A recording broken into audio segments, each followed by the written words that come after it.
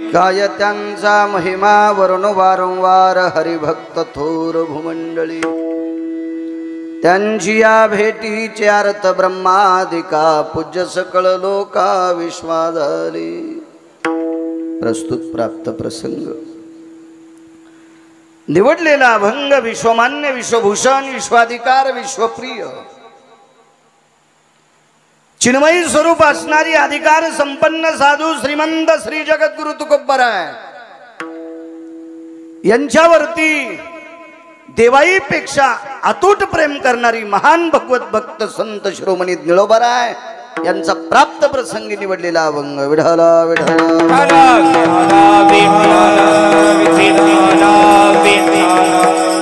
प्राप्त प्रसंगी निवडलेला अभंग माझ्या निळोबरायांचा आहे। या अभंगाद्वारे मालक नमूद करतात मी संतांचा महिमा वर्णन किती करू,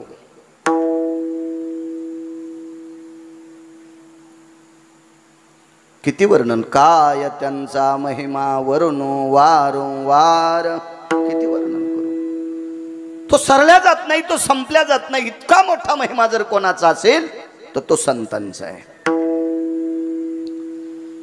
देवाची व्याप्ती सांगणारी या महाराष्ट्राच्या मातीमध्ये या पवित्र भारत देशामध्ये संत महंत यती योगी जपी तपी सिद्ध अनुरागी अशी खूप लोक आहेत। पण संतांची व्याप्ती सांगत असताना इथं संपली अशी म्हणण्याची ताकद पंढरपुरातल्या मालकात पण नाही। कारण पंढरीतले मालक किती मोठे आहेत असं म्हणण्यापेक्षा पंढरपुरातल्या मालकाला मोठं करणारं कोण आहे तर ती संत आहेत।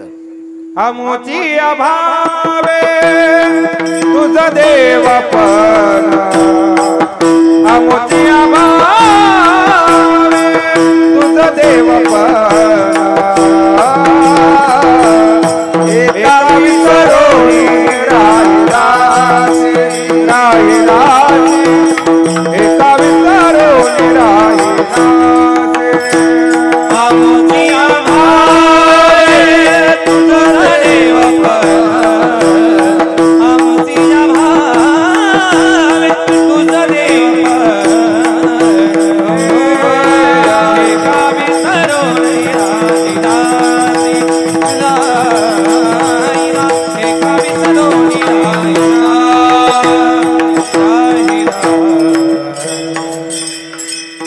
देवाला देवपण देण्याची ताकद कोणात असेल तर ती संतात आहे। याच्या पलीकडे सांगू सज्जनांना, ही संत जर जन्माला आली नसती तर देव ही व्याख्याच कोणाला माहीत झाली नसती। कोणी ठावी केली कुळीची हे कुळा देवी, केली ठावी संतानी, केली ठावी संतानी, केली ठावी कुळीची कुळा देवी, केली ठावी संतानी, केली ठावी संतानी, केली ठावी संतानी। कुळीची हे कुळदेवी केली ठावी संतानी। विश्वाच्या मालकाचे प्रचार प्रमुख कोण असतील तर ते संत आहेत। त्यांनी तो महामाल दाखवून दिला। इतकी मोठी संत आहेत महाराज। विश्व ज्याच्या ताब्यात आहे त्याला जगाचा बाप म्हणतात। देखवी ऐकवी एक नारायण हे सर्व सूत्र ज्याच्या ताब्यात आहे त्याला जगाचा बाप म्हणतात। आणि त्याला मोठं करण्याची ताकद ज्यांच्यात आहे त्यांना संत म्हणतात। विठला मोठ्या श्रद्धेने मोठ्या अट्टहासाने तुम्ही जेवढा आशीर्वाद देईल तेवढा संतपर बोलण्याचा प्रयत्न करेल। किती मोठी व्याप्ती आहे संतांची। मोठ्या श्रद्धेने मोठ्या अट्टहासाने मोठ्या असीम प्रयत्नाने चालत असलेली मला वाटते गेल्या 42 वर्षाची परंपरा भगवान राजेश्वराच्या कृपेने संत महंत यती योगी जपी तपी सिद्धांच्या कृपेने गावकऱ्यांच्या असीम प्रयत्नातून चालत असलेला हा ज्ञानयज्ञ अन्नदानाचा यज्ञ या परम पावन सोहळ्यात माझ्यासारख्या सर्वसामान्य गिरगावच्या बाळूला कीर्तन करण्याचा योग येतोय ते माझं परम भाग्य आहे। भगवान राजेश्वराचं दर्शन झालं। हा परिसर परम पावन अनंत पाप्यांचं पाप धुणारी तीर्थाची मालकीन तीर्थाची स्वामी ही भीमा माता, हिच्या तीरावर वसलेलं हे सात्विक सदाचारी पुण्यशील पावन शेतीशी नाळ असलेलं हे राजगाव नावाचं गाव. वर्षभर कितीतरी कार्यक्रम या गावात सात्विक सदाचारी पुण्यशील होतात. मला वाटतं इथं दुसरं काय आणत नाहीत वाटते. नाहीत आणत, चांगली गोष्ट आहे. तुमच्या भागात जरा जास्त जोर आहे त्या गोष्टीवर. विठाला विठाला पैशावली माणसं आहे, सुजलाम सुफलाम भाग आहे तुमचा. याच्याकरता थोडासा तुमचा भाग तिकडं जास्त कल्लेला आहे. पण हे गाव राजगाव असं सापडत आहे ज्याच्या गावात राजे शब्द आहे तरी पण ते गाव त्या मार्गाकडे जात नाही. म्हणून तुमच्या गावातल्या बुजुर्गांना कोटी कोटी धन्यवाद. विठाला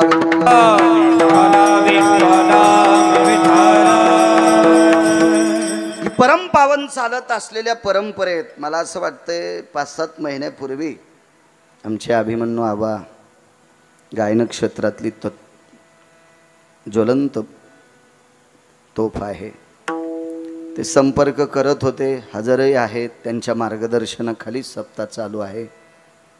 अभिमन्यू आबा पांचाळ त्यांना धन्यवाद देतोय. गोडसक तुमचं मार्गदर्शन आहे गावकऱ्यांना, तरुणांना. असंच आध्यात्मिक क्षेत्रातलं मार्गदर्शन तरुणांच्या पाठीमागं तुमचं राहावं की जेणेकरून या महाराष्ट्राच्या मातीतला तरुण संप्रदायात येईल. तुम्हाला कोटी कोटी धन्यवाद. गायन क्षेत्रातली बुलंद तोप आदरणीय आमचे संतोषजी महाराज आहेत. गोड तोडीस तोड दोन्ही बी गायन क्षेत्रातली बुलंद तोप आहे. संतोषजी महाराज आहेत, महाराजांना सुद्धा धन्यवाद देतो. माझ्यासोबत आलेले आदरणीय हरिभक्तीपरायण उत्तरेश्वर बापू, प्रमाण क्षेत्रातलं खूप मोठं पाठांतर आहे, बापूंना सुद्धा धन्यवाद. मृदंग क्षेत्रातलं नाविन्यपूर्ण रत्न कमी वयामध्ये आमचे हरिभक्तीपरायण चंद्रकांतजी महाराज पांचाळ, गोड ज्यांचं मृदंग क्षेत्रात प्रभुत्व आहे त्यांना सुद्धा धन्यवाद. आदरणीय ब्रह्मवादिनी जे स्वर देतात त्यांनाही धन्यवाद. चोपदार असतील विनेकरी मस्तक माझा पायावरी या वारकरी संतांच्या साऊंड सिस्टीमवाल्यांना सुद्धा कोटी कोटी धन्यवाद. विठाला विठाला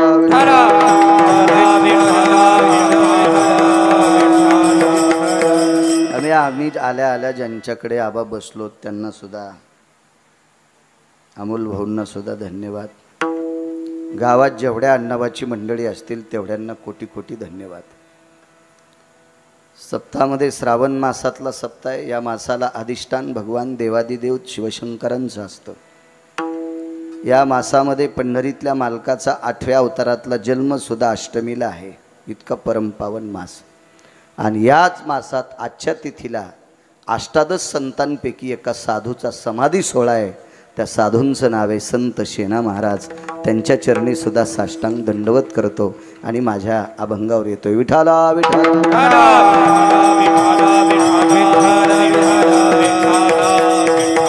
महिमा आहे संतांचा. अवर्णनीय महिमा जर कोणाचा असेल तो संतांचा आहे. आपला महिमा वर्णन करत असताना ज्याला विराम येतो तो महिमा माणसांचा, किंवा जो महिमा ऐकत असताना पुढच्याला मळमळ होते तो महिमा माणसांचा, किंवा जो महिमा सांगत असताना महिमा सांगणारा मातीत जातो तो महिमा माणसांचा, आणि जो महिमा सांगत असताना पंढरपुरातला मालक त्याला हृदयाशी लावतो तो महिमा संतांचा. भक्त चरित्राते प्रशंसती आवडती निरुते जे भक्त चरित्राते प्रशंसती. आळंदीतल्या मालकांनी सांगावा, संतांचं चरित्र वर्णन करणारी माणसं पंढरपुरातल्या मालकाचं अंतःकरण असतात. मग त्या अर्थी संत किती मोठे असतील कल्पना करा. काय त्यांचा महिमा वर्णो वारंवार मी किती वर्णन करू. हरी भक्त थोर भूमंडळी असं निळोबाराय म्हणतात. त्यांची भेटीचे अर्थ ब्रह्मादिका. कारण संतांची भेट ब्रह्मदेवाला सुद्धा आवडते. कोण ब्रह्मदेव? ब्रह्मदेव एक हाडामासाचा कुंभार आहे. कुलाड हाडाचा बाप चाढाचा अखंड मडके घडितो रे. हे 3.5 हाताचे उभे गाडगे तयार करायचा कारखाना ज्यांच्याकडे, त्यांना विधाता म्हणतात, चतुरानन म्हणतात, ब्रह्मदेव म्हणतात. किती चतुर आहे ब्रह्मदेव. या भारत देशामध्ये तिरंगा झेंडा कोणाचा? 140 कोटी लोकाचा. याच्यातल्या एकाही माणसाच्या अंगठ्याचे ठसे गिरगावच्या बाळूच्या ठसेल जुळत नाहीत. बदल किती गेला संतोष गुरुजी एवढ्या जाग्यात? 140 कोटी लोकांचा बदल इतक्याच जाग्यात करायचा. सापडेल इंजिनियर, सापडेल सायंटिस्ट, सापडेल एखादा ट्रक भर पुस्तकं पाठ करणारा हरामखोर, सापडेल एखादा नालायक असा स्वतः मोठं म्हणून घेणारा भंगिर्या. तो फक्त विधाता आहे ब्रह्मदेव. त्याच्या पलीकडे सांगतोय, कळेल असं सांगेल, जास्त अडचणीत हात घालीत नाही, विचून निघत असते. किती मोठी टाकी तयार करा, पात्र तयार करा, त्याला छिद्र पाडलं की जल यो इति छिद्रेशो पात्राम्य रिक्ताति जायते नैवम गिरगावकर लिखितम. 5 लाख लिटर पाणी बसणार जरी पात्र केलं आणि त्याला छिद्र पाडलं तर रिक्ताम जलास्तियो, म्हणजे ती टाकी रिकामी होती. पण ब्रह्मदेवानं ह्या उभ्या गाडग्याला 9 छिद्र पाडे. 9 छिद्र पाडे ह्या गाडग्याला. आबा याच्यातून मनान पाणी बाहेर येत नाही. सामान्य चातुर्य असं. आणि एवढे चतुर ब्रह्मदेव, त्यांना सुद्धा संत आवडतात का? एकदा ब्रह्मदेवाचा पाय घसरला होता. वेदार्थाचा गोवा कन्याभिलाष, वेदार्थाचा गोवा कन्याभिलाष, वेदार्थाचा गोवा कन्याभिलाष. वेदनाही ऐसे सांगितले, वेदनाही ऐसे सांगितले, वेदनाही ऐसे सांगितले. वेदार्थाचा गोवा कन्याभिलाष, वेदनाही ऐसे सांगितले. म्हणून ब्रह्मदेव अपूज्य ठरले होते. ब्रह्मदेव पूज्य पुष्करला ठरले ते द्वापार युगात. काल 26 तारखेला ज्या मालकाचा जन्म झाला आणि मग हे मालक 4 वर्ष 27 दिवस गोकुळात राहिले आणि मग नंतर वृंदावनाच्या ठिकाणी ब्रह्मदेवाने एकदा पाहिलं. 8 वर्ष 27 दिवस. क्षमा असावी, 4 वर्ष बोललो आता, कधी कधी लोड येतोय. 8 वर्ष 27 दिवसाच्या नंतर गायी वळायला गेले. 11 वर्ष 53 दिवस राहिले पंढरीतले मालक यशोदेच्या घरी. आणि त्यावेळेला ब्रह्मदेवानं पाहिल्यावर दुःख संपलं आणि मग पुष्करला मंदिर झालं.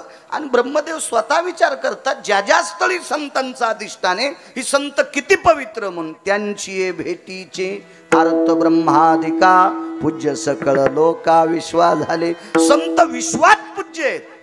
अहो संत सात्विक लोकांसाठी पूज्य असतील नवल नाही, संतांना राक्षस सुद्धा नमस्कार करत होते. याच्या पलीकडे सांगू का? राक्षसांचा विश्वास देवावर पण नव्हता, पण संतांवर होता. संतांनी सांगितलं की राक्षसतिक प्रवक अगदी प्रमाण मानायचे, म्हणजे एवढा अधिकार संतांचा मोठा. आणि त्या संतांची भेट ब्रह्मदेवाला आवडती. यमधर्म वास पाहे नित्य काळ. वास म्हणजे सानिध्य, सुगंध नाही.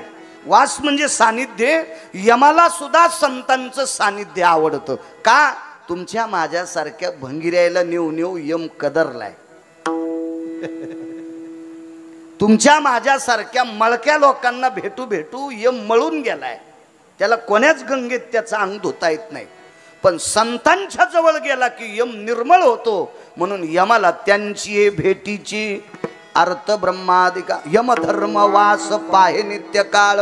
यमाला सुद्धा सानिध्य. आणि महत्वाचं सांगू चंद्रकांत बुवा, ज्या वेळेला साधू भेटला मने धन्य वेळ भेटतीये. यम म्हणतो ती 7 वेळ मी लिहून टाकीन. निळा मने सर्व भाग्य चोजविती रिद्धी सिद्धी येती ओळंगणे. संतांच्या कृपेत एकदा नाहला की सगळं त्याला कर्तळ होऊन जाते. हा साधा सोपा सरळ अभंगाचा अर्थ झालं. कीर्तन विठ्ठल विठ्ठल विठ्ठल विठ्ठल व्याप्ती सज्जनांनो संतांची. आज ज्या साधूचा समाधी सोहळा आहे ती माझी संत शेना महाराज, अष्टादश संतांपैकी एक. काही नाविन्य संतांच्या बाबतीत. वजन किती आहे लोकांचं सांगू तुम्हाला. अहो 4-2 रुपये ज्याच्याकडे आहेत त्यानं खांद्यावर हात टाकल्यावर बरेच भंगिरी म्हणतेत त्यानं मा खांद्यावर हात टाकला. तुम्हाला माहिती आहे का, ते मला फोन करतेत 100-200 कोटी याच्या जवळ रुपये आहेत का. त्यानं जर फोन केला ते बायकोला सांगतो तुला माहिती आहे का साहेब, मला स्वतः फोन करतेत, मी फोन केल्यावर गडबडीत सुद्धा उचलीतेत. त्याची बायको हुशार असती पण ती चांगल्या चिवलेक असल्यामुळं याच्या जास्त नादी लागत नाही. ती मनातली मनात म्हणती भंगिऱ्या 200, 400, 500, 1000 कोटीवाला तुला फोन करतो ना सुंबळ्या, त्याच्या फायद्यासाठी करतो, तो रिकामा नाही तुला फोन करायला. इतका येडेवानी करू नको. हो, आषाढ महिन्यातल्या शिदडासारखा माणसं यायनं खालच्यानं बोलल्यावर इतके प्रसन्न होते, इतके प्रसन्न, इतके प्रसन्न. तुझिया कृपेने वेदाशी बोलणे, सूर्याशी चालणे, तुझिया बळे ऐसा तू समर्थ ब्रह्मांडाचा धनी. काय व्याप्ती. वृक्षाचे पान हाले ज्याची सत्ता, राहिली अहंता मग कोठे ही सगळी सत्ता. तुम्ही आणि मी किती दिवस बसवायचे, कोण्या दिवशी मळ्यात नेऊन ठोकायचे. ज्याच्या हातात आहे त्याला जगाचा बाप म्हणतात. आणि हा विश्वाचा बाप एका साधूला पाहिल्याबरोबर मान खाली घालीत होता. थोडासा बेस कमी करा, कडक करा आवाज, छान आहे साऊंड सिस्टीम. देवाच्या दर्शनाकरता पंढरीला संत शेना महाराज जायचे. चंद्रभागेचं स्नान आटपलं, नगर प्रदक्षिणा केली, पुंडलिकरायांचं दर्शन घेतलं आणि दत्त घाटावरून वरी चढत चढत चढत वरे आले. ब्रह्मांडाच्या मालकाच्या कळसाचं दर्शन घेतलं, मंदिराला प्रदक्षिणा घातली. पाहता देवळाची पाठ तीर्थे घडती 360 अशी प्रदक्षिणा केली मंदिराला. आतमध्ये प्रवेश केला. जिथे आता संत चोखवरायांची समाधी आहे, संत शिरोमणी नामदेवरायांची पायरीला समाधी आहे, ते महाद्वार ओलांडलं, आतमध्ये प्रवेश केला. डाव्या हाताला भगवान शंकरांचे सुपुत्र आहेत, उजव्या हाताला महाराष्ट्राच्या मातीतील मराठवाड्यातल्या एका वारकऱ्याची समाधी आहे उजव्या हाताला. समोर गेल्याच्या नंतर दिव्य असा मंडप आहे. मग गरुड पार लागला आणि त्या गरुड पाराला प्रणाम केला. आता पार खांदून टाकलाय, आता नाही, काय काय खांदतील लोक, काय मिळच नाही. ते गरुड पार तिथं नमस्कार केला आणि मग गरुडाला नमस्कार करून पुढे आले आणि विश्वाच्या मालकाकडे बघत बघत बघत बघत पुढे चालले. तर पंढरीतल्या मालकांनी या वारकऱ्याला बघितल्याबरोबर मान खाली वाकवली, मान वाकवली. दर्शन घेतलं. आईसाहेबाच्या मंदिरात पोचले. वामांगी रखुमाई दिशे दिव्य शोभा. आईसाहेबांचं दर्शन घेतलं आणि बाजूला उभे होती काही लोक दर्शन घेत होती. आईसाहेबांनी विचारलं, शेना, काय आवडीनं लेकरू म्हणून हाक मारला असेल आईसाहेबांनी शेना महाराजांना. शेना, शेना महाराजांनी आवाज दिला, जी आईसाहेब, जी जी जी. मालकाचं दर्शन राहिलं की काय? नाही आईसाहेब, घेऊन आलो, दर्शन घेऊन आलो मालकांचं. थांबला तुम्ही शेना, काय काम आहे? आईसाहेब एक बोलायचंय. काय?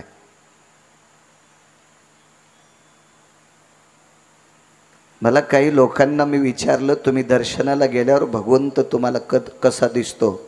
तर सगळ्या लोकांनी सांगितलं, आम्ही दर्शनाला गेल्यावर आमच्याकडे पाहतो. डोळे भरून आले. आई साहेब एक विचारू का? काय शेना? माझं काय पाप असेल हो की मी देवाच्या दर्शनाला गेल्यावर देव मान वाकवतात, माझ्याकडे बघत नाहीत?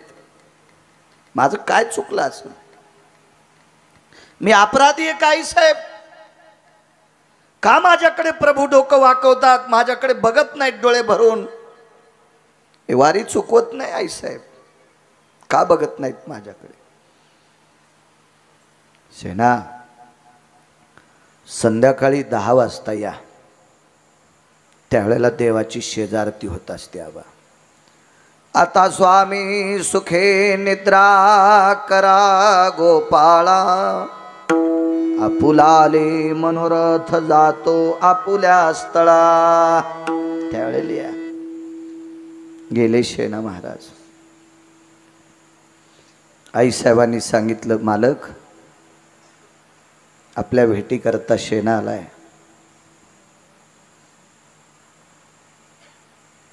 भगवंतांनी सांगितलं रुक्मिणी मला झोप यायली ग, मला झोपायचं, तू बोलतोपर्यंत. सेना महाराजाला बसायला टाकलं. कोण टाकलं सांगू तुम्हाला? जगाच्या मालकीनीनं. 200, 400, 500, 1000, 5000, 4000, 10,000 कोटी रुपयाच्या ज्याच्याकडे त्याच्या बायकोन नाही. तुम्हाला किती श्रीमंत किती भिकारी करायचे, जिच्या हातात ते तिला लक्ष्मी म्हणतात, तिनं बसायला टाकलं. बसा शेना बसा. बसले महाराज. काय म्हणत होतात दुपारी? काही नाही म्हणे आईसाहेब, आजही मी आलो, तुम्ही मला बोलवलं पण देवान मला टाळलं, भगवंताला झोप यायली. मला का बरं टाळतात? बसा शेना विचारते मी.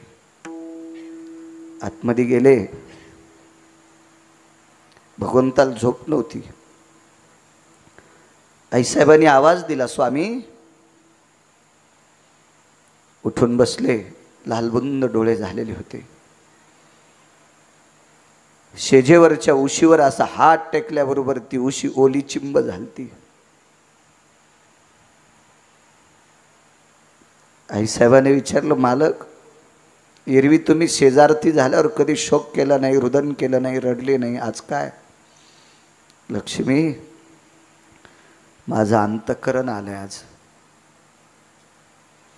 ठीक आहे मालक, तुम्हाला शेना किती आवडतो हे माझ्या लक्षात आलंय मालक, पण शेनाची एक शंका आहे. एकेरी मी बोलत नाही बरं, आईसाहेब बोलतात. शेना महाराजाला एकेरी बोलायची काय बाळायची टप्पर आहे? माझी लायकी आहे का त्यांना एकेरी बोलायची? आईसाहेब बोलतात. आईसाहेबांनी विचारलं, मालक त्या शेणाची शंका आहे हो तुमच्याकडे? काय शंका आहे?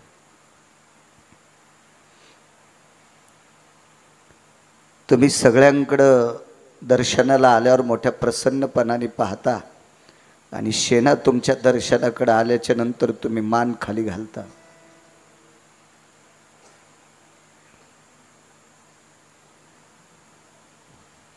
शक्यतो बायको पुढे दुःख व्यक्त करणारी माणसं जगात खूप असतील, पण पत्नीचं हृदय धरून रडणारी माणसं कोणी नसतील. लक्ष्मीचं हृदय वळलं आणि रडू लागले. रमा, हे रुक्मिणी, माझ्या सेना दर्शनाला आल्यावर त्याच्या डोळ्यात डोळे घालून पाहायची हिंमतच नाही ग. एवढं कर्ज त्याचं माझ्या डोक्यावर आहे, त्याचं भक्तीचं. त्या कर्जानं माझी मान वाकली. ब्रह्मांडाचा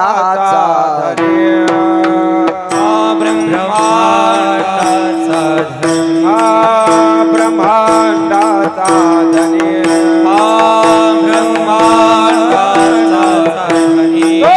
संधी केला ऋणी, तो संधी केला ऋणी, तो संधी केला ऋणी, तो संधी केला ऋणी, तो संधी केला ऋणी, तो संधी केला ऋणी.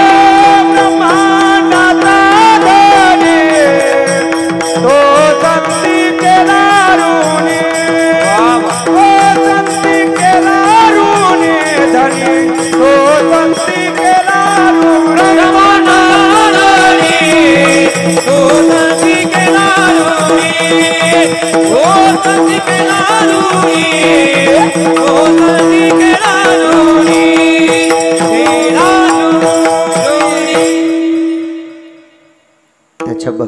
कर्ज माझ्या डोक्यावर बसलंय.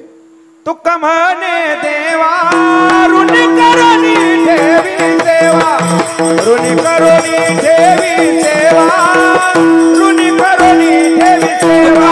म्हणे देवा ऋणी करुणी ठेवी सेवा, ऋणी करुणी ठेवी सेवा, ऋणी करुणी ठेवी सेवा. म्हणून आईसाहेब बाहेर आल्यानं सांगितलं, शेना दुःख व्यक्त करू नकोस रे बाळा. बाळा तुझ्याकडे बघत नाहीत, तुला भेटत नाहीत, याचा अर्थ तू आवडत नाहीस असं नाही रे सेना. फक्त तुझ्या डोळ्यात डोळे घालून पाहायची हिंमत नाही. आपण जर कोणाची पैसे उसने आणली त्याची टाईमला जर नाही दिले आणि तो समोरून आला तर माणूस आबा रस्ता सोडून बाजूला जाते. आपल्याला मागेल का तो पैसे? आणि आपल्याकडे देण्यासाठी त्याच्या नाही. कर्जदार व्यक्ती जर देणारा समोरून आला आपल्याला पैसे देणारा, तर कर्जदार त्याच्या पुढून जात नाही. शेना ती अवस्था माझ्या मालकाची झालेली रे. ती माझ्या आज माझ्या सेना महाराजांचा समाधी सोहळा आहे आजच्या द्वादशीच्या दिवशी. द्वादशी श्रावण वद्य द्वादशी, श्रावण वद्य द्वादशी, श्रावणे वद्य द्वादशी. सेना समाप्त ते दिवशी, सेना समाप्त ते दिवशी, सेना समाप्त ते दिवशी, सेना समाप्त ते दिवशी. श्रावण वद्य द्वादशी रे, श्रावण वद्य द्वादशी, सेना समाप्त ते दिवशी. देवशैनी एकादशी आषाढीची वारी झाल्याच्या नंतर सावताबाबांचा समाधी सोहळा, संत शिरोमणी नामदेवरायांचा समाधी सोहळा आणि आज द्वादशीच्या दिवशी माझ्या सेना महाराजांचा समाधी सोहळा. राजे हो, सर्वसामान्य कुटुंबात जन्माला आलेले सेना महाराज भक्तीच्या कर्जानं जगाच्या बापाला मान वाकवायला लावित होते.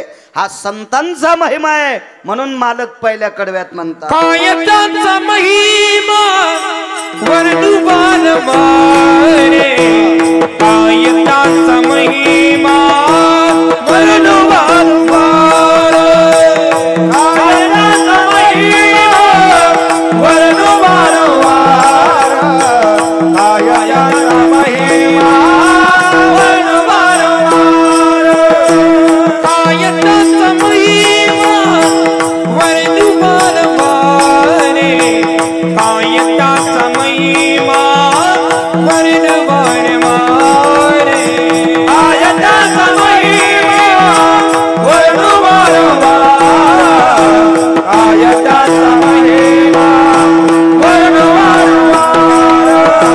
हरी भक्त तोर भूमंडळी, हरी भक्त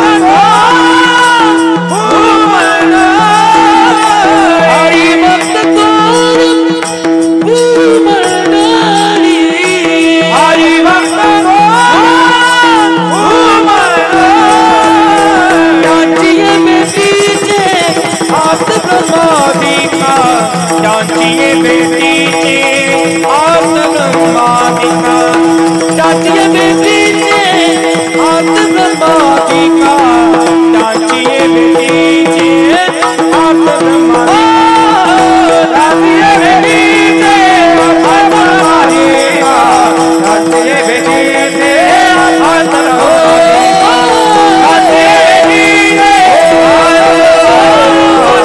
त्यांची बेटीचे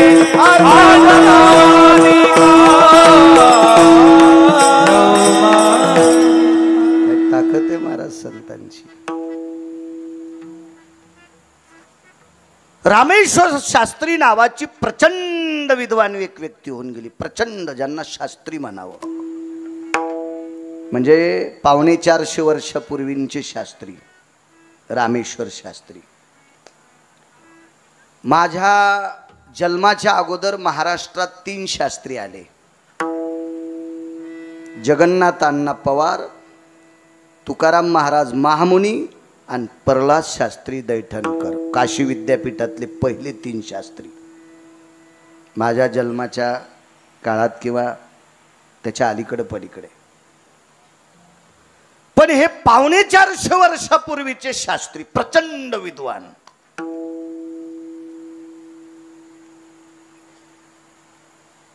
रामेश्वर शास्त्री एखाद्या वेळेस गंगेच्या पात्रात संध्या करण्याकरता गेले आणि गंगेचं पाणी एखाद्या वेळेस वाढलं खळखळ करत असेल उताराला, तर त्या उताराच्या आवाजानं त्यांना त्रास व्हायचा. तितक्या वेळाच स्थापो जलद्भयो स्थिता मंत्रोच्चारस्तते वचम स्थिरयाम गंगोदकम. पाणी शांत व्हायचं महाराज. काय मंत्रोच्चार असेल, शक्ती काय असेल, प्रचंड विद्वान. पण काय होतं माहितीये का, वारकरी संप्रदायाचा दंडके मृदंग क्षेत्रात टोकाचा विद्वान व्हावा, गायन क्षेत्रातला टोकाचा विद्वान व्हावा, कीर्तन क्षेत्रामध्ये लोकांना आनंद देणारा टोकाचा विद्वान व्हावा, पण त्याला अहंकाराचं गंडल नसावा. त्याला अहंकाराचं गंडल असलं की ते कोण्या दिवशी फुटन, आणि गंडल फुटलं की ज्याची त्याला बी मळमळ होतं, पाहिल्या शेजाऱ्याला बी मळमळ होतं. तुका म्हणे नरकी गाली अभिमान जरी होया जरी होया तुका म्हणे नरकी गाली अभिमान जरी होया ज्ञान गर्वता हो जरी होया देहूतल्या मालकांनी सांगावं, तुका म्हणे नरकी घाली अभिमान जरी होय गर्व अभिमान. हे ताठा असला की ते कवा मोडल काय सांगता येत नाही. रामेश्वर शास्त्री प्रचंड विद्वान आहे, पण थोडासा गर्व आलता त्यांना. मी नाही सांगत, इतिहास सांगते. अहो बुटकं भर पाणी ज्याच्याकडे ते म्हणतात मी कोणाला आंघोळ घालू, तू थुत्तर धुतलं नाही, तोंड धुतलं नाही तू काय दुसऱ्याला बुटकं भर पाण्यानं आंघोळ घालतो. अशा भंगिऱ्याचा उता आलाय. तर रामेश्वर शास्त्री म्हणजे प्रचंड विद्वान होते, प्रचंड. मग यांना थोडासा आला असेल काय नवले, पण त्यांच्या त्या विद्वत्तेच्या अभिमानानं मुळे एक त्यांनी चूक केली. एका विशिष्ट प्रकारच्या धर्माच्या उपासकाच्या तीर्थात उडी हाणली. एक विशिष्ट प्रकारचा धर्म, त्या धर्माचा तो उपासक आहे, मुस्लिम धर्माचा उपासक. त्या उपासकाचं नाव आहे अनगडशाह नावाचा फकीर. फकीर आहे तो फकीर. त्याला हिरव्या रंगाची डोक्याला कपडा बांधलेला आहे, हिरव्या रंगाचा सदरा आहे, आबा हिरव्याच रंगाची लुंगी आहे, हातामध्ये मोराच्या पंखाची पेंढी आहे, भिक्षेसाठी ताडाच्या झाडाचं कटोरं आहे आणि एक चिमटा आहे. फकीर यती योगी जपी तपी सिद्ध चिमटा वापरीत असतात. ते लोखंडी चिमटा संन्याशाकडं नाथपंथ्यांकडं सापडतो, तुम्हाला कधी कधी बघायला भेटतो. असं चिमटा होता. असा एक तो इस्लाम धर्माचा उपासक अनगडशा फकीर. आणि त्याचं ते स्नान करण्याचं तीर्थ होतं, बारव होती, एक विहीर होती. तिला उतरण्यासाठी मध्ये पायऱ्या होत्या त्या विहिरीला, चंद्रकांत बुवा. आणि तिला रहाट सुद्धा होता. रहाट म्हणजे आता आपण पाणी काढण्यासाठी लोहड, बकीट, पवरा एकच याचा वापर करतो. आता विहिरीला आपण एक लोखंडी लावतो, आडवा गज, त्याला चाक लावतो, चाकावरनं पाणी काढतो. पूर्वीच्या काळात त्याला रहाट म्हणायची. रहाटाला मडके बांधलेले असायचे, मडके. तो रहाट असा फिरिला की भरलेली गाडगी वर हे यायची आणि रिकामी झालेली गाडगे पुन्हा भरायला जायची. तसंच पाणी काढायचं साधन मोठ सुद्धा होती. जिंच्या पॅन्टीवाल्यांना नाही पाहिली ती, फक्त जुन्या लोकांना मोठा माहीत असतील.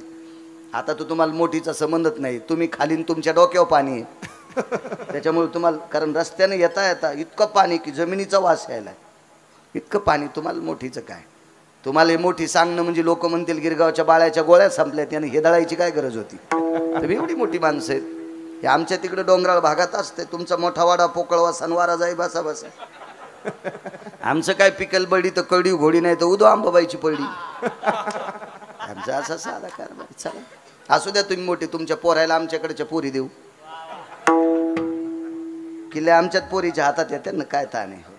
एरी बेजारीत लोक चांगले चांगले बायडाटे टाकू टाकू. कोणी भूत पाहिनं त्या बायडाटायला. विठाला विठाला.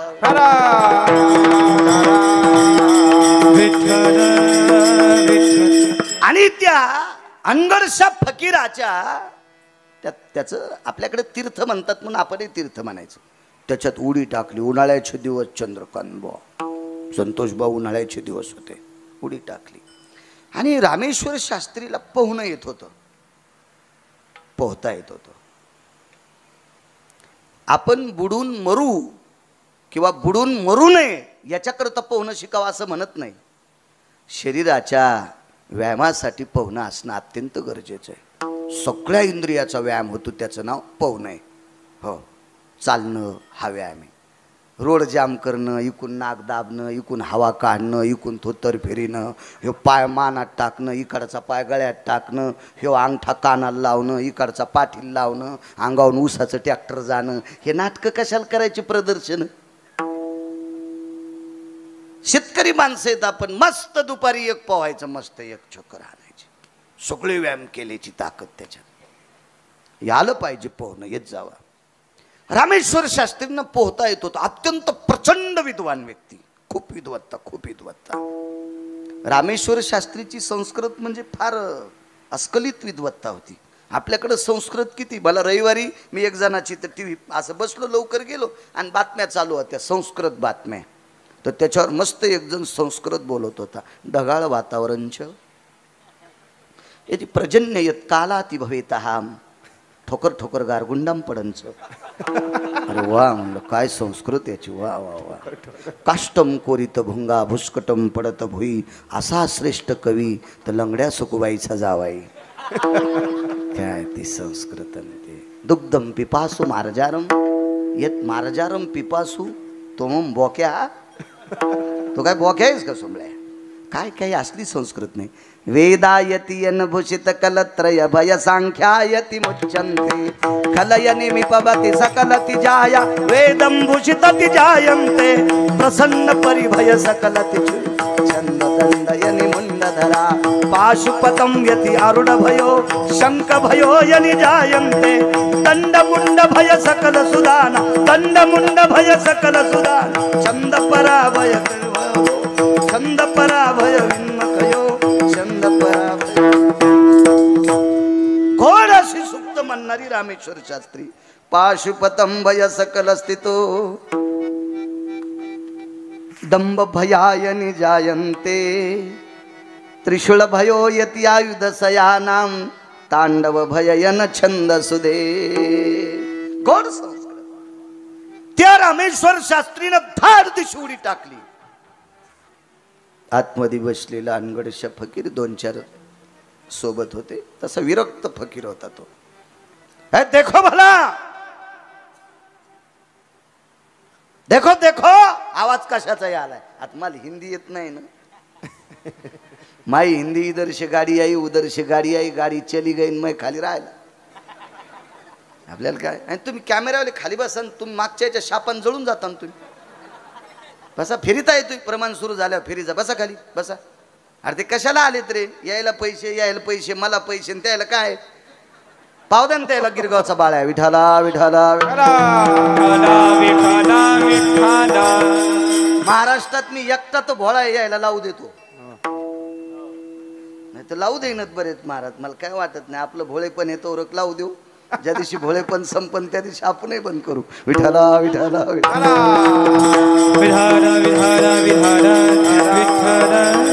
देखो मला देखो. बघा रे मागचे किती खुश झाले आता. बघा आहे का, बघा आहे का नाही. आबा खोटं बोलतो का. आता ते कसे तुम्ही कॅमेरेवाले असल्यामुळं काहीच म्हणीनं गेले ते बिचारे.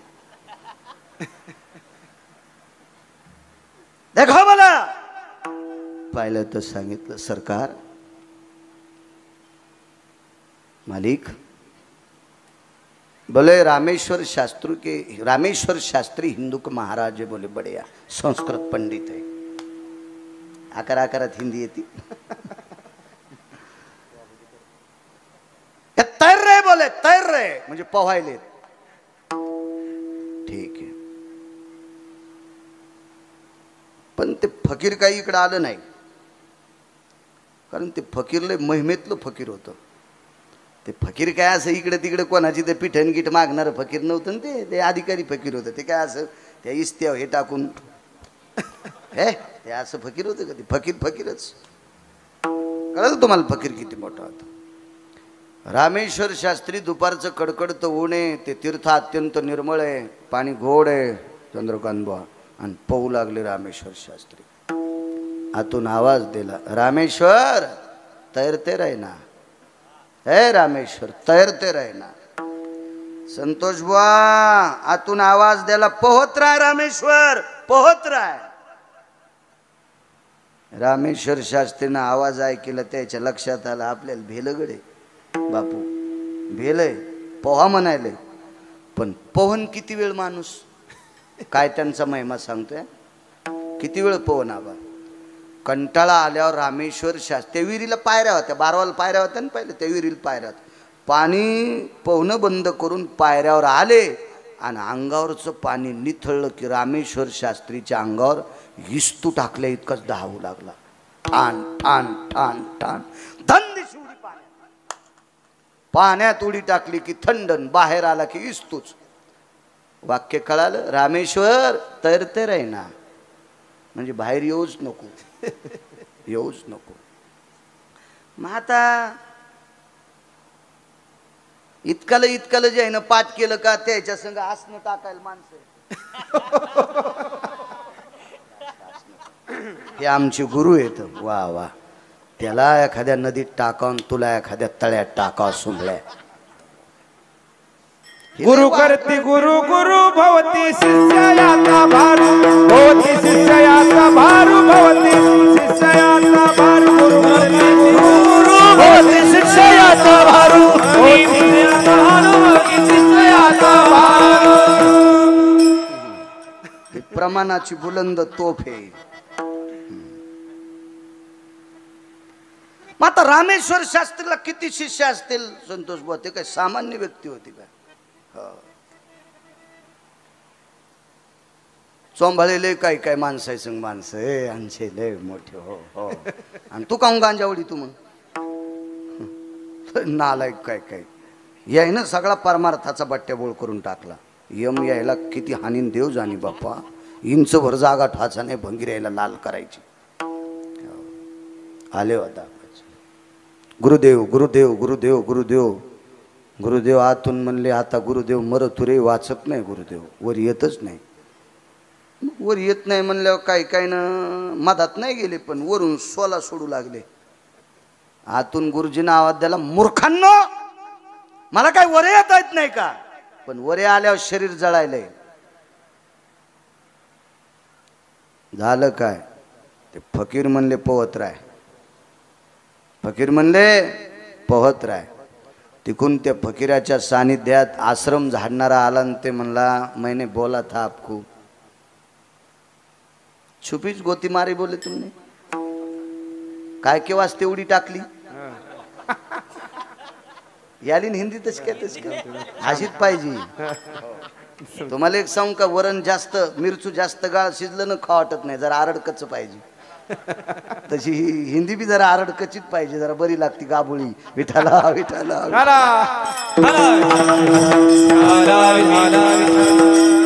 आमचा मित्र हैदराबादला शिकायला, त्यावेळेला मी 7वी शिकलो आणि ते जरासं पुढं शिकलं. त्याला नोकरी लागली, 72,000 पगार. पण ते गावाकडे आलं की मला काही हिंदीत बोलायचं, काही इंग्रजीत, good morning, good evening, good night असं बोलायचं. ते एकदा शिवला गेलो तर, महाराज तेरे को उसका रस होना. म्हणलं उसका रस? म्हणलं उसका म्हणजे किसका? अरे इथं हे उसका रस. म्हणलं त्याला गन्ना म्हणते सुंबळ्या, उसका नाही. उसका रस पेत असते तो रे. त्याला वाटलं मी लय शिकलो म्हणजे लय शहाणा झाला का रे. तुझ्यासारखे 100-200 मी अवताल झुपितो, येडेवानी करू नकोस. तुला 72,000 पगार आहे आणि तू 71ची पे, तू 1,000 काढता येत नाही म्हणतो तू. खाते तू इतकं अशीतले उतू आले हो. इतका येडगळ मित्र नाही मा, तुम्हाला राग येईन म्हणून मायाव घेतलंय. पण हे तुमच्या मित्राचं सांगायलो, हे ध्यानात ठेवा. विठाला विठाला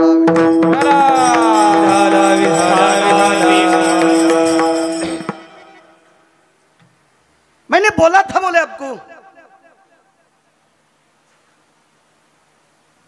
अब क्या करना पड़ेगा बोले. हमारे गुरुजी का स्तवन करो बोले. आता रामेश्वर शास्त्री तो हिंदुत्ववादी माणूस, वैदिक संस्कृतीतला, सनातन संस्कृतीतले, भागवत संप्रदायाचे, वारकरी संप्रदायातले अधिकारी, ते कसे म्हणतील काही बी. पण नाईलाज झाला महाराज. काय करावं, 10 झाला शिराचा, 10 झाला 10. रामेश्वर शास्त्रीच्या सानिध्यात एक त्यांचा सेवक होता. तो असा सेवक होता, रामेश्वर शास्त्रींकडे प्रचंड विद्वत्ता घेतली आणि चिंतन ऐकण्यासाठी तुकोबरायची जात होता. प्रचंड विद्वान. याचं नाव काय असेल उद्या शोधा ना, शोधा. भंगिऱ्याची नाव लय तुमच्या देवडोक्यात येतं.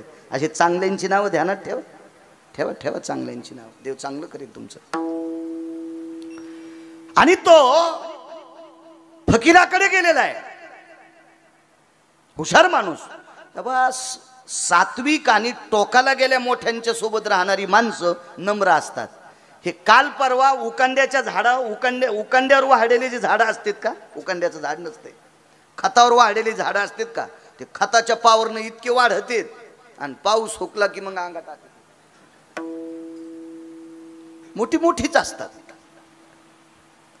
प्रणाम प्रणाम बोले.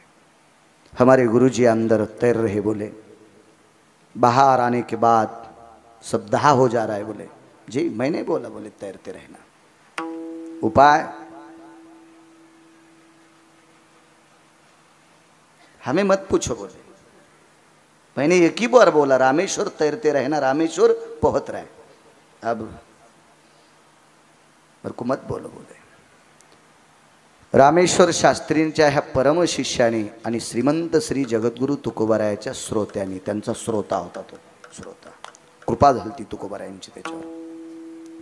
त्याने विचारलं, फकीर जी, अनगढ़ शाह जी, मैं अंदर जाके हमारे गुरुजी को निकालू बोले. निकालू बोले.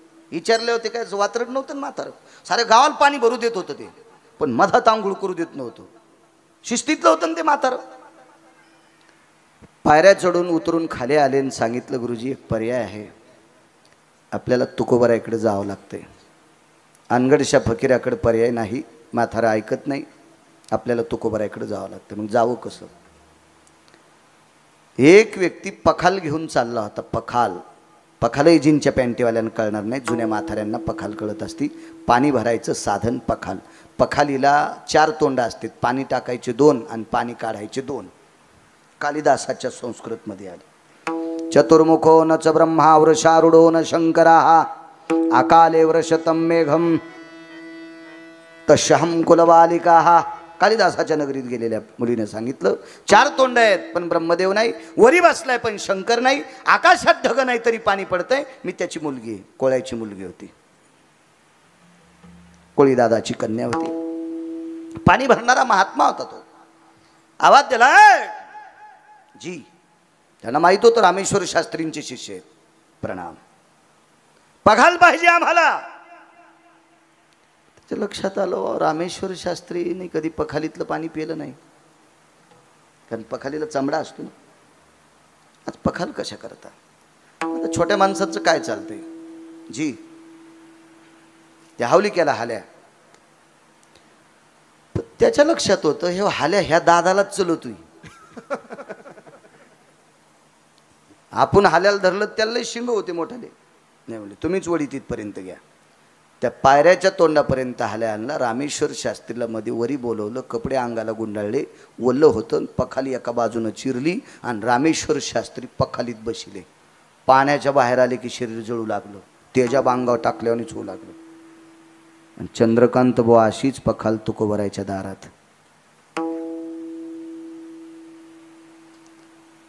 रामेश्वर शास्त्रीकडे प्रचंड विद्वत्ता घेऊन श्रीमंत श्री जगद्गुरु तुकोबारायाच्या कीर्तनात नम्र स्वरूपानं, पावन स्वरूपानं, सात्विक स्वरूपानं, सदाचरी स्वरूपानं, कर्तव्यदक्ष स्वरूपानं श्रोत्याच्या यादीत तुकोबारायच्या बसलेली व्यक्ती ही रामेश्वर शास्त्रीची पट्टशिष्य. आवाज दिला, आईसाहेब. आईसाहेब म्हटल्याबरोबर तुकोबारायच्या धर्मपत्नी बाहेर आल्या. पुण्याच्या आबाजी गुळव्यांच्या कन्या जिजाबाई. त्यांच्या लक्षात होतं ती जिरे पगडी वगैरे असं ते थाट वैभव रेशमी कपडे गिपडे ते काय त्या काळात सामान्य माणसाला नव्हते. ते दोन्ही हात छाती ठेकले. जी महाराज घरी आहेत? होय. वामकुक्षी घेतात. नुकतंच तुकोबारायने त्यावेळेला एक पानग मिठाच्या खड्यासोबत खाल्लं होतं. भाजी नाही, चटणी नाही, ताक नाही, दूध नाही, तूप नाही, लोणी नाही. पानग होतं. पानग म्हणजे लहानशी एक भाकरी आणि मिठाच्या खड्यासोबत खाल्ली.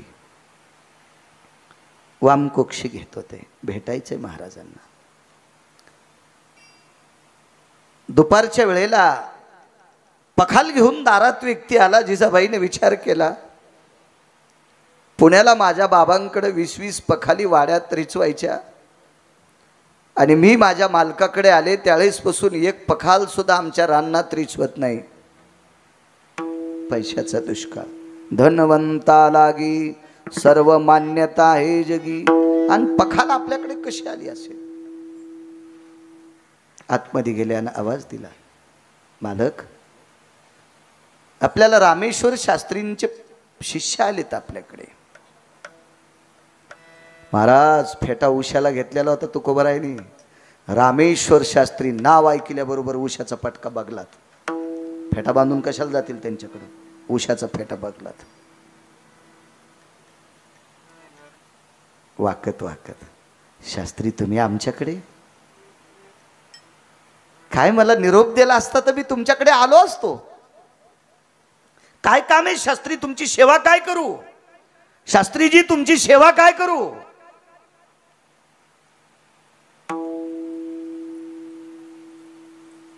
पखालीतनं वरी डोकं काढलं. खळाखळा अश्रू येत होते. तुकोबाराय हानगडशा फकीराच्या नॅचमध्ये उडी टाकली. नॅच म्हणते त्याला. उडी टाकली आणि त्याने आतून शाप द्याला, पोहत राय. बाहेर निघलं की 10 शरीराचा होतोय. आतमध्ये गेले. एक कागद आणला. तिथंच पखालीपाशी गुडघा वरी केला आणि मांडीवर कागद ठेवला आणि त्याच्यावर एक अभंग लिहिला. चित्त शुद्ध तरी शत्रु मित्र होती. चित्त शुद्ध तरी शत्रु मित्र होती. चित्त शुद्ध तरी शत्रु मित्र होती. व्याघ्रहीन खाती सर्पदया. व्याघ्रहीन खाती सर्पदया. व्याघ्रहीन खाती सर्पदया. विषते अमृत आघात ते भीत आकर्तव्य नीत होय त्याशी दुःख ते देईल सर्व सुख फळ होतील शीतळ अग्निज्वाळा आवडे जीवाशी जीवाची हे परी सकळा अंतरी एक भाव.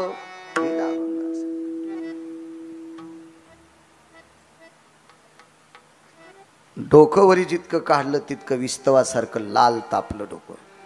सांगा तुकोबाराय, सांगा. तुकोबारायांनी लिहिलेला अभंग रामेश्वर शास्त्रीकडे धरला आणि सांगितला, शास्त्री एवढा अभंग गुणगुणा. रामेश्वर शास्त्री प्रचंड विद्वान होते. बा प्रचंड. काही वेळात अभंग वाचून टाकला.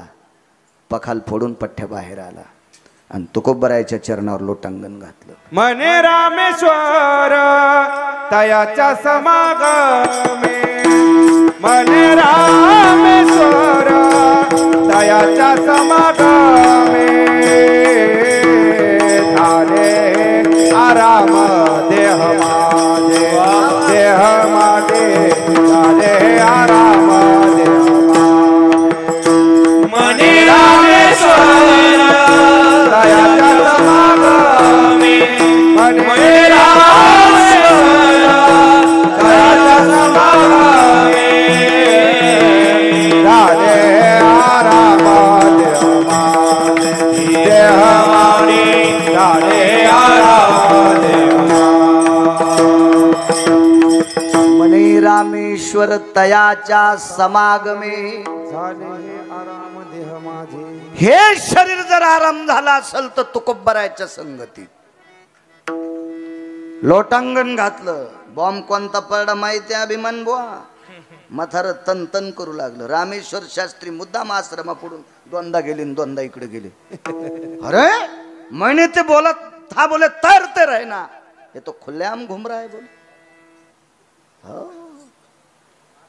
क्यों नहीं चल रहा बोले, क्यों नहीं चल रहा. हा पण ते बी म्हातारले रगील. त्यानं रामेश्वर शास्त्रीला विचारलंच नाही औषध कोणतं घेतलं. रगील होते काय काय माणसं, मस्तीतले माणसं होते. माय माव होतं ना त्यांच्याकडं, होतं त्यांच्याकडं. रामेश्वर शास्त्रीनं स्वतःच्या एक सानिध्यातल्या व्यक्तीला सांगितलं. कुठं गेले? तुकाराम महाराजांच्या घरी. तिथून पुढे रामेश्वर शास्त्री, तिथून पुढे आनगडशा फकीर श्रीमंत श्री जगद्गुरु तुकोबारायच्या कीर्तनातली घोंगडी जमा करायला ते काम आनगडशा फकीरांनी घेतलं. मुस्लिम समाजाचा त्या काळातला 450 वर्षापूर्वीचा धर्मगुरू तुकोबारायची घोंगडी जमा करायला येत होता. घोंगडी घोंगडी घोंगडी.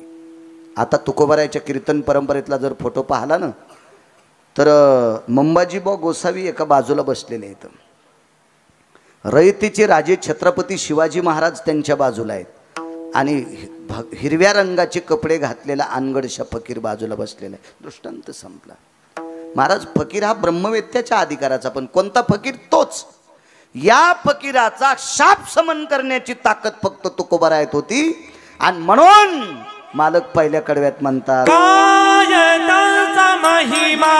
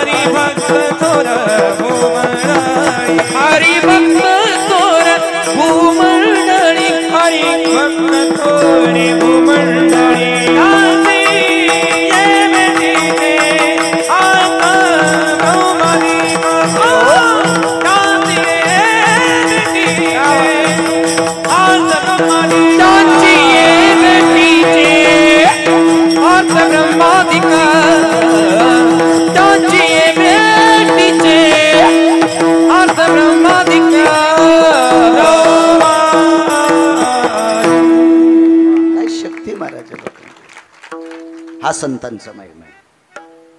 बापू वेळ संपल्यावर सांगा बरं मला.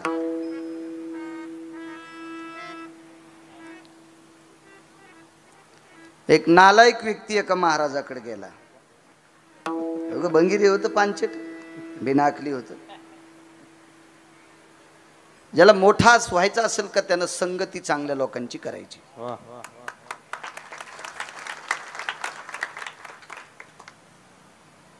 मी फार लहान होतो अभिमान आबा त्यावेळेला. मी एक कीर्तन, तसे 4 कीर्तनं अण्णांची ऐकली. आमच्या गावातली 2-3 सात्विक म्हातारी होती, मला ती घेऊन जायची.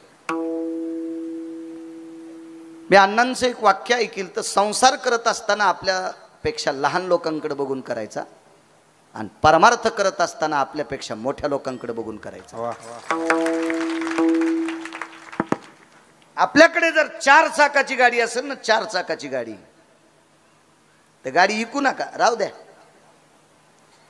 पण सायकलवाल्याकडे बघून गाडी चालवायची. म्हणजे एक लक्षात येईल, देवा माझ्यावर तुझी किती कृपा आहे रे, मला तू 4 चाकाची गाडी दिलीस, हे सायकल पॅन्डल हाणून पळवायले. 4 चाकाच्या गाडीवाला जर हेलिकॉप्टरकडे बघून जगत असेल ना, तर पटकन पप्याची माय घेऊन नाशिकला गटू उचलायला जातो. नाही, म्हणून संसार करत असताना लहानाकडे बघून जगायचं, आणि परमार्थ करत असताना या संप्रदायातल्या आधारीव लोकांच्या विचारावर पावलं टेकून चालायचं. दगडावर आपटिल्यान मरण नाही. संगत करना पड़ो, बढ़त बढ़त गिन जाए, आजा बैठी नच पर मन चाहे फल खाए कबीरा, मन चाहे फल खाए. मोठ्यांच्या सानिध्यात राहायचं. आपण काय करतो माहितीये का, एखाद्याच्या घरी जायचं आणि त्याच्या इथं सोपा कस काय असा, अरे त्यानं काम केलंय, कष्ट केले, त्याच्या बापान प्रॉपर्टी कमिलती, हा तो बाप बुट हरपून येतून कशाला अशा गोष्टीचा विचार करू. आणि तू 10:30 दात घाशीतून तुला कसं ते भेटन. परंपरा सांगितल्या, नियम सांगितले. नालायक व्यक्ती एका मोठ्या महाराजांकडे गेला. मला असं वाटतं त्याचं प्रारब्ध गोड असेल. बहुआवगड आहे संत भेटी, संतांची भेट आली. हे दुर्लभ जी दातारा. काही दुर्लभ गोष्टी, दुर्मिळ गोष्टी येतात, दुर्लभ येतात. त्याच्यापैकी संतांची भेट दुर्मिळ. नरशरीर दुर्लभ आहे, संतांची भेट दुर्लभ आहे. दुपता हत्ती दुर्लभ आहे. हिरा आहे पण कमळावर दुर्लभ आहे. साधू आहे पण निर्मळ दुर्लभ आहे. योगी आणि निर्मळ, हिरा आणि कमळ, योगी आणि निर्मळ, हे दुर्लभ जी दातारा. साधू भेटणं दुर्लभ आहे. बहुआवगड आहे संत भेटी. पण काय मागच्या जन्मातलं गाठोडं असेल, तू का म्हणे होता ठेवा तो या भावा सापडला. मागचं गाठोडं त्या येड्याचं, आणि त्याला एवढे अधिकारी संत सापडले आणि त्यांचं दर्शन घेतलं. दर्शन घेऊन कोपऱ्यात बसलं. महाराजांनी सांगितलं, सारे दर्शन घेऊन घरी गेले. तो काय करतो रे इथं? नाही म्हणले, मग काम आहे. काय काम आहे? जवळ येऊन सांगतो. पुन्हा एकदा पाय धरले. अरे सांग ना. एकच काम आहे, मला स्वर्गात जायचंय.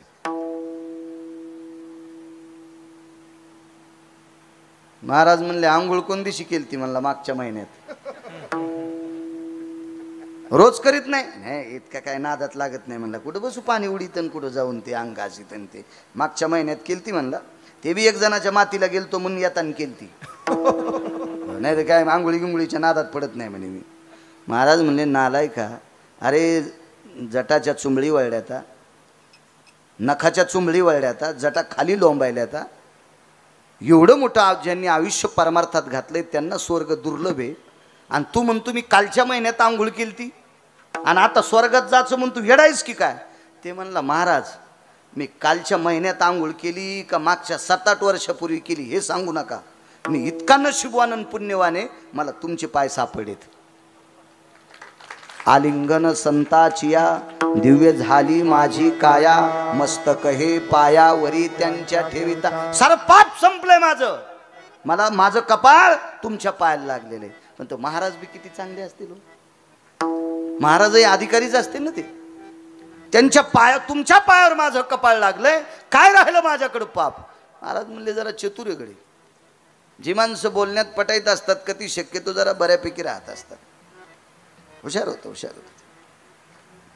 पण नाही रे, स्वर्गात जाणं शक्य नाही म्हणे महाराज. तुमच्यासारख्या साधूचे पाय धरल्यावर काय अशक्य? रागानं अशी कंबर धरली आणि संदेशी फेकितलं. मर म्हणे वरे फेकून द्याला. पण स्वर्गाच्या शेवटच्या पायरीवर आदळला. शेवटची पायरी म्हणजे यमाचं डोकं आहे. यमाच्या डोक्यावर पाय द्यायची हिंमत कोणाची नाही, फक्त 18 संतांची. जगा काळ खाय आम्ही माथा दिला पाय. यांच्या डोक्यावर पाय द्यायची ताकद कोणाची? ज्यांच्या डोक्यावर पाय देण्यासाठी साधना लागते. भक्त प्रल्हाद, हो, उपमन्य, ही जी लोक आहेत का, ही लोक त्याच्या डोक्यावर पाय, कारण यांच्याकडे नामाची साधना आहे, भजनाची साधना आहे.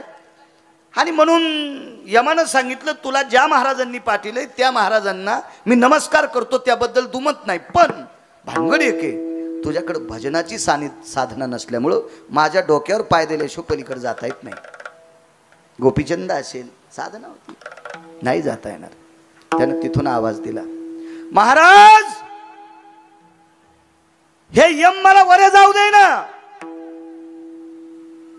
महाराजांनी आवाज दिला, दक्षिणाधिपती. दक्षिणाधिपती म्हणजे यम. जी जी जी जी. यमाचा खाली झाला. जी जी काय काम आहे, काय काम आहे, काय काम. तर महाराजांचं नाव होतं विश्वामित्र. जगातला एक नंबरचा तपस्वी. विश्वामित्रासारखी तपश्चर्या कोणी केली नाही.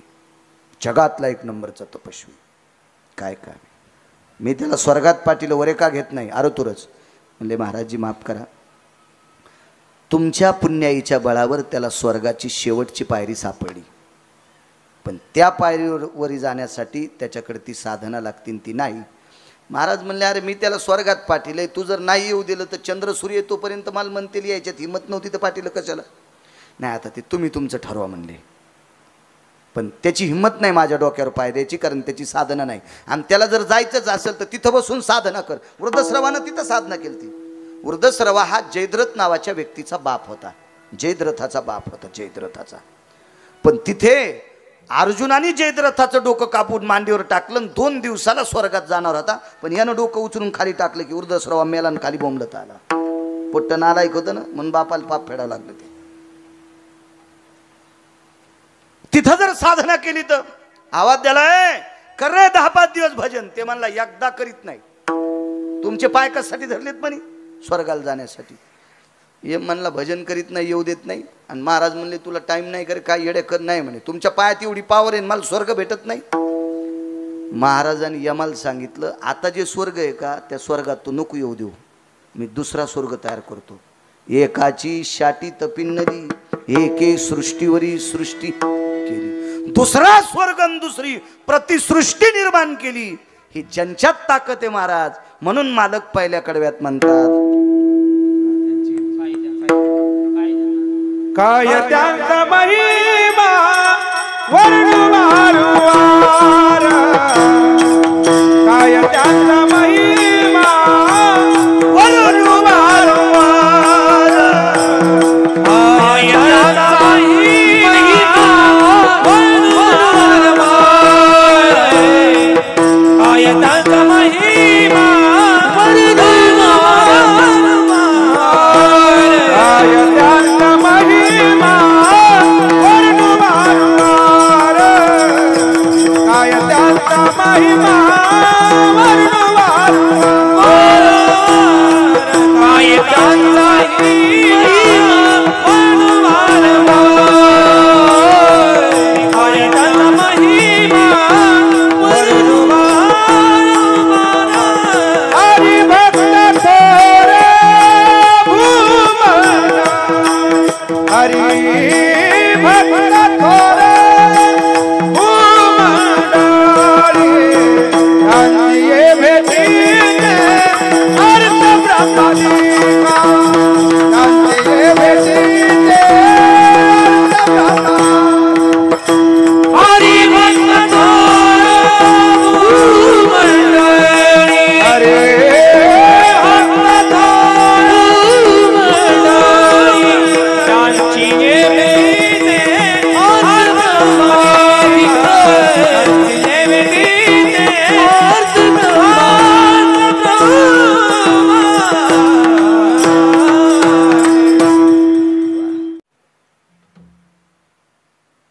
परवाली एक जण म्हणला, माझ्या स्वागताला 3 पोते फुलं आणता का. ते म्हणला, पाकिट तू या मनासारखं दिलं, फुलं आणून टाकू का. तू ह्यात पाकिटातले 7-8 हजार खर्च येऊन फुलं टाक. आगाऊ धंदा ना. हे आमचे नाटक. भलते सोंग, भलते सोंग. शंकराचार्य पदाचा त्याग. जे बावल्यावर चढे का त्याला शंकराचार्य होता येत नाही. हा कसं होता येईल त्याला. हे चांगल्या पिढ्यात गुतले, त्याला नाही होता येत. स्वामी राम 1949 शंकराचार्य एका पीठाचे आग्र्याला गेले. मा भगवतीची भेट झाली. ती नैनितालच्या अरण्यात एक साध्वी भेटली होती स्वामी रामांना. या भारत देशात, या महाराष्ट्राच्या मातीमध्ये साधूंचं आधिपत्य किती मोठे आहे. हे विश्व जर शाबूत असेल तर दोन लोकांच्या शक्तीवर, एक पतिव्रतेच्या शक्तीवर आणि एक साधूच्या शक्तीवर आहे. दोन लोकांवर विश्व चालते.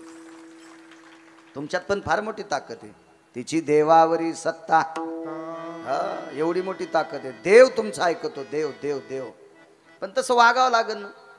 महादेवाला टोपलं भर बेल वाहतीन, पप्याच्या बापाला टायमाला भाकरी देत नाही. ते 12 वाजता तर दाताचं पाणी गिळूगिळूच बसलं. म्हणलं काऊन बसले अंशीरामजी? काय नाही म्हणले, पप्याची माया बेल व्हायला गेली आणि जेवायचा मेळ. काय नाही म्हणले, आता ती बेल वाहून येईन तवरक. मेला अंशीराम असाच. 2-3 महिन्यात त्याचं वजन कमी झालं. मी गेलं, मी आणलं जीजी अंशीराम तात्या वाळले. हो ते टाइम खातेत. पहाट पहाट मी बेल व्हायला निघले की जेवायचं म्हणते. यायच्या पोटात काय बरम्या नांदायला पहा. मी म्हणलं जीजे तू नवऱ्याला उपाशी ठेवून महादेवाला बेल वाहतीस. तुला उजनीच्या तळ्यात टाकलं तरी ज्या माश्या तुला खात्यान का, त्या माश्याला नरकाल जात्यान तुला खाल्ल्यावर. मालकाला जेवायला देत नाही, महादेवाला बेल वाहती. तिची मैत्रीण तशीच. दरी एकादशीला 1,00,000 मंजुळा पांडुरंगाला वाहाचीन, पप्याच्या बापाला नीट बोलत नव्हती. यायची सत्ता असते होय देवावर. देवानं तुमचं ऐका, गिरगावच्या बाळूचं ऐका. रोज सकाळी एकदा पप्याच्या बापाचं दर्शन घ्यायचं. जिच्या कपाळावर कुंकू आहे का तिने एकदा पप्याच्या बापाचं दर्शन घ्यायचं. भारतातल्या कोण्याच महाराजाच्या पाया पडायची गरज नाही. आणि जी पप्याच्या बापाचं दर्शन घेत नाही, महाराजाला काजू टाकून दूध देती, ही ज्या भागात आहे त्या भागात दुष्काळ पडू. तू गळे शपथ.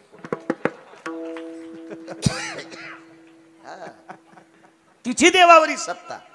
असं तुम्ही असं म्हणताल की नेमकं काय प्रकारे नाही. हे संप्रदायात सोंभाळ्या कारभार नाही. इथं कर्तव्य लागते, देखावा नाही. देखाव्याला असे लय लोळायलीत नदीच्या कडीला.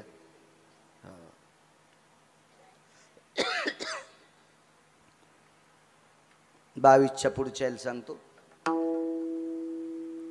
जो दिवसात आपल्या वडिलाचं एकदा दर्शन घेतो त्यानं भारतातल्या कोणाच महाराजाचं पाया पडायचं नाही. पडू नको म्हणत नाही, पण नाही पडला तरी तुला पाप नाही. पण एकदा बापाच्या माईच्या पाया पडत जाय. माय बापाचं दर्शन न घेता महाराजाच्या थैल्या वागीत असेल, तो दिसला तरी गाय कापल्याचं का पाप लागतंय. विठाला विठाला.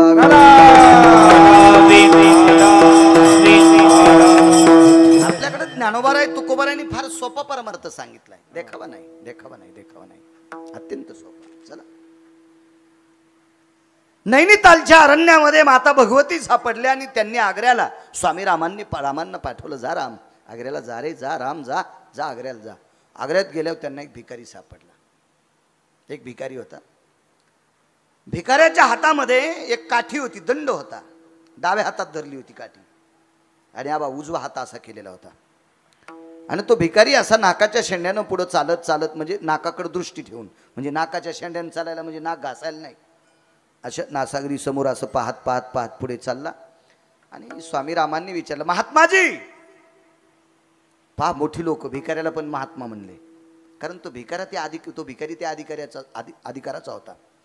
थांबल्याबरोबर असं पाहिलं. जी बोलिये. इथे एक साध्वी राहते. ते हिंदी भाषित होते. त्या भिकाऱ्यानं सांगितलं, जिथं सूर्य क्षीण झालाय,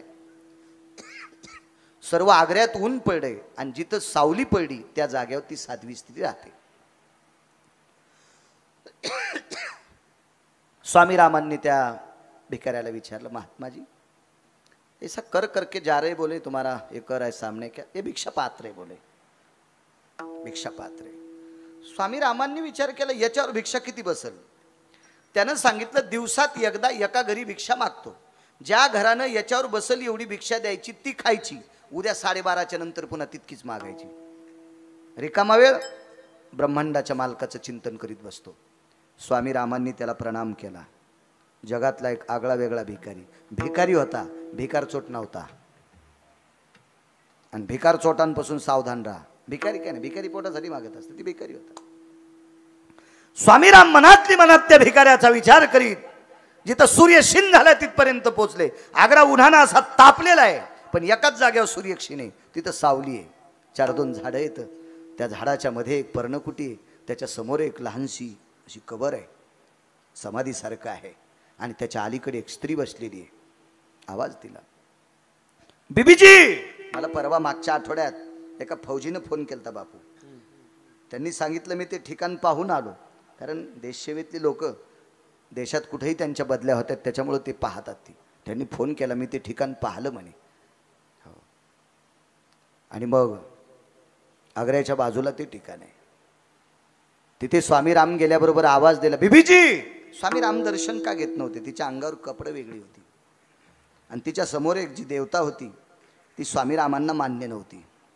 कारण मोठी लोक चिकित्सा केल्याशिवाय किंवा त्याचं पूर्ण ते कारण शोधल्याशिवाय कोणाच्या पुढे वाकत नसतात. ती माणसं मोठी असतात. बीबीजी तिने आवाज दिला, बोलिये राम. स्वामी रामांच्या लक्षात आलं, मी बीबीजी म्हणलो, साध्वी नाही म्हणलो, बैरागिनी नाही म्हणलो, माताजी नाही म्हणलो, बीबीजी म्हणलो, कारण ती विशिष्ट प्रकारच्या संप्रदायाची स्त्री होती. मग मी बीबीजी म्हणलो, या बाईनं माझ्याकडे न बघता मला स्वामी राम म्हणाली. ही त्रिकाल ज्ञानी आहे, ही अंतर्ज्ञानी आहे. ह्या स्त्रीला कळते कुठला तरी हिच्याकडे साक्षात्कार आहे. पण मोठी माणसं एका साक्षात्कारानं वाकत नसतात. स्वामी रामांनी दुसरा एक आवाज दिला, बीबीजी.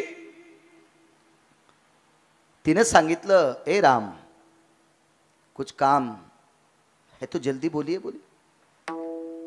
माझ्या साधनेमध्ये व्यत्यय येतोय, बोलिये. स्वामी रामांनी विचार केला, हिचा अधिकार बघण्याचा योग आलाय. आणि स्वामी रामांनी तिला सांगितलं, बीबीजी, या परिसरात गेल्या 27 दिवस झालं पाऊस नाही. पर्जन्य होना, बारिश होना, बरसात होना. त्या म्हातारीनं स्वामी रामांकडे न पाहता मांडी खालचा चिमटा स्वामी रामांकडे फेकला. लोखंडी चिमटा होता, तो चिमटा फेकला.